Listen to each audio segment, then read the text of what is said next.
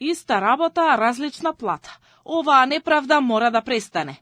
Унифициран колективен договор со кој лекарите ќе имаат иста почетна нето плата, без разлика дали работат во Скопје или во внатрешноста. Итно запирање на одливот на здравствен кадар и реално зголемување на платите. Ова се клучните барања на независниот синдикат на здравствени работници, кои ги ставиле на маса во Министерството за здравство. Од страна на министерот Азир Алију, тие добиле ветувања дека проблемите се решаваат полека, но сигурно. Ако дојде до покачување на минималната плата, како што се бара, ќе дојде да хигиеничар да зима поголема плата него дипломирана медицинска сестра, бидејќи не ни се усагласени платите со колективните договори. Тоа е грешка на претходните синдикати, тоа е грешка на синдикати кои што претходно договарале, разговарале во здравствениот сектор. Другите клучни прашања од страна на синдикалците до Министерството биле дефицитот на здравствен кадар во внатрешноста, кој масовно се префрла во Скопје, што дополнително ги осиромашува помалите здравствени установи и решавање на статусот на договорците на дело. Докторите од помалите места се жалат дека сериозен е недостигот на медицински кадар.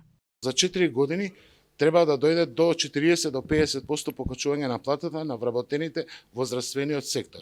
Третото е дефицит на кадар и решавање статусот на овие договорци на дело, бидејќи во здравството моментално имаме дефицит од здравствен медицински персонал, дефицит од административен персонал и дефицит од технички персонал. Со овој проблем се соочуваме веќе од 2023.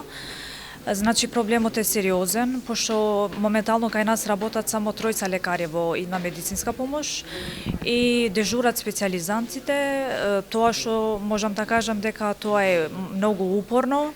Значи стигнаме до една точка што целиот тим сме така уморни и исцрпени. Дека состојбата во итната медицинска помош е сериозно загрижувачка, предупредија неодамниот фондот за здравствено осигурување. При спроведените контроли било утврдено дека недостасуваат ампули за болка. Службите работеле без одобрени ценовници од ФЗОМ и Министерството за здравство. Дополнително, кон фондот биле неправилно фактурирани здравствени услуги. На сите служби им е даден рок од 2 месеци да ги отстранат утврдените неправилности, во спротивно ќе следуваат санкции.